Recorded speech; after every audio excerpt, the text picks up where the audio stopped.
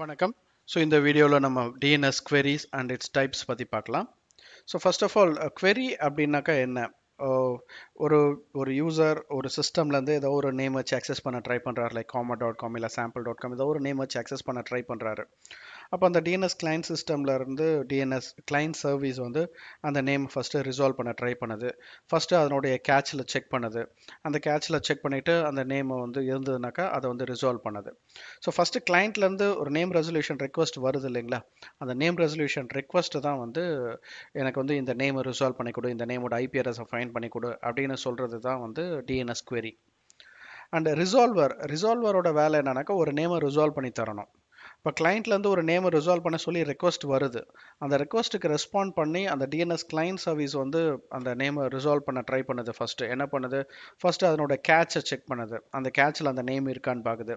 அந்த கேட்சில் நேம் இருந்ததுன்னா அந்த நேமில் என்ன ஐபி இருக்கோ அந்த ஐபியை கிளைண்ட்டுக்கு கொடுக்கும். இல்லை அந்த கேட்சில் அந்த நேம் இல்லைனாக்கா லோக்கல் டிஎன்எஸ் சர்வருக்கு அந்த கொரியை ஃபார்வர்ட் பண்ணும். அந்த கொரியை லோக்கல் டிஎன்எஸ் சர்வர் வெரிஃபை பண்ணிவிட்டு அந்த நேமை ரிசால்வ் பண்ணி கொடுக்கும். இல்லை லோக்கல் டிஎன்எஸ் சர்வரால் அதை ரிசால்வ் பண்ண முடியலனாக்கா அடுத்த டிஎன்எஸ் சர்வர், தட் இஸ் இன்டர்நெட்டில் இருக்கிற டிஎன்எஸ் சர்வருக்கோ இல்லை இன்டர்நெட்டில் இருக்கிற இன்னொரு டிஎன்எஸ் சர்வருக்கோ அந்த நேம் ரெசல்யூஷன் ரெக்வஸ்ட்டை ஃபார்வர்ட் பண்ணும். ஸோ அது வந்து ஃபார்வர்ட் பண்ணி அந்த நேமை ரிசால்வ் பண்ணி கொடுக்கும்.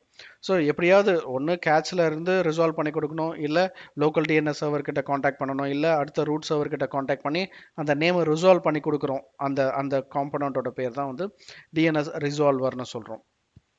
இந்த டிஎன்எஸ் queryல பார்த்தீங்கன்னாக்கா we have 3 type of queries இருக்குது.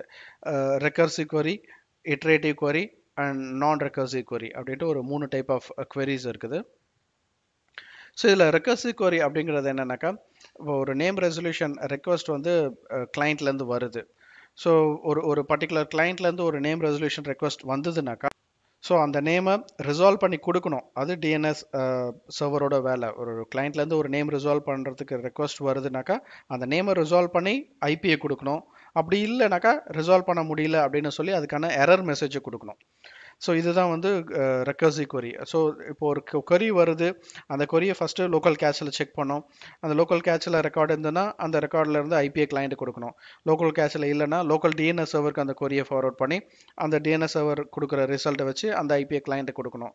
இல்லை லோக்கல் டிஎன்எஸ் சர்வரில் ரிசால்வ் பண்ண முடியலன்னா அடுத்தது ரூட் சர்வருக்கு அந்த கொரியை ஃபார்வர்ட் பண்ணி அந்த நேமை ரிசால்வ் பண்ணி கொடுக்கணும். ஸோ எப்படியாவது அந்த நேமை ரிசால்வ் பண்ணி கொடுக்கணும், இல்லை அதுக்கான எரர் மெசேஜை கொடுக்கணும். ஸோ இதுதான் வந்து ரெக்கர்சிவ் query. அடுத்தது வந்து பார்த்தீங்கன்னாக்கா இட்ரேட்டிவ் query. ஸோ இந்த இட்ரேட்டிவ் queryங்கிறது என்னன்னாக்கா, ஸோ இந்த இட்ரேட்டிவ் queryங்கிறது எப்படின்னாக்கா, லைக் ஒரு கிளைண்ட்லேருந்து ஒரு நேம் ரெசல்யூஷன் ரெக்வஸ்ட் வருது. அந்த ரெக்வஸ்ட்டுக்கு வந்து ரெஸ்பாண்ட் பண்ணணும். லைக் அந்த நேம் வந்து கேட்சில் இருக்கான்னு பார்க்கும். அந்த கேட்சில் அந்த நேம் இருந்ததுன்னா அந்த ஐபிஐ கிளைண்ட்டுக்கு ரிட்டர்ன் கொடுத்துரும். அப்படி நேம் கேட்சில் இல்லை அப்படின்னாக்கா இன்னொரு டிஎன்எஸ் சர்வருக்கு அந்த கொரியை அனுப்பணும். ஸோ அந்த கொரி தான் வந்து இட்ரேட்டிவ் query. அந்த கொரி வந்து ஒரு லோக்கல் டிஎன்எஸ் சர்வருக்கு அந்த கொரி போகலாம், இல்லை இன்னொரு ரூட் சர்வருக்கு இன்னொரு ரூட் டிஎன்எஸ் சர்வருக்கு அந்த கொரி போகலாம். ஸோ இப்போ டிஎன்எஸ் கிளைண்ட் சர்வீஸ்லேருந்து டிஎன்எஸ் சர்வருக்கு போகிற அந்த கொரியை தான் வந்து we call it as a iterative query. And அடுத்து வந்து பார்த்தீங்கன்னா non-recursive query. ஸோ இந்த non-recursive queryங்கிறது என்னன்னாக்கா, இப்போ டிஎன்எஸ் கிளைண்ட்லேருந்து ஒரு query வருது. அந்த queryக்கு வந்து ரெஸ்பாண்ட் பண்ணுது டிஎன்எஸ் கிளைண்ட் சர்வீஸ். அது ரெஸ்பாண்ட் பண்ணும்போது அதனுடைய கேட்ச்லேயே ஆல்ரெடி அந்த நேம் இருக்குது. அந்த ரெக்கார்டு வந்து ஆல்ரெடி அந்த சிஸ்டம் கூட கம்யூனிகேட் ஆகிருக்குது. அப்போ டிஎன்எஸ் கேட்சில் அந்த ரெக்கார்டு இருக்கிறதுனால அந்த கேட்சில் இருந்த இன்ஃபர்மேஷன்ஸை வச்சே வந்து ரிசால்வ் பண்ணி கொடுக்குது. ஸோ இதுதான் வந்து non-recursive query.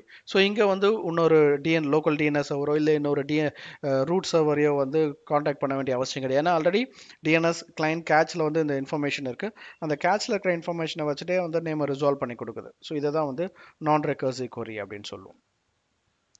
ஸோ இப்போ டிஎன்எஸ் queries டைப்ஸ் பற்றி அண்டர்ஸ்டாண்ட் பண்ணியிருப்பீங்க. அடுத்த வீடியோவில் டிஎன்எஸ் ஏஜிங்னா என்ன, ஸ்கேவெஞ்சிங்னா என்ன, ஸ்டேல் ரெக்கார்ட்ஸ்னா என்னன்றதை பார்க்கலாம். Until then, bye bye.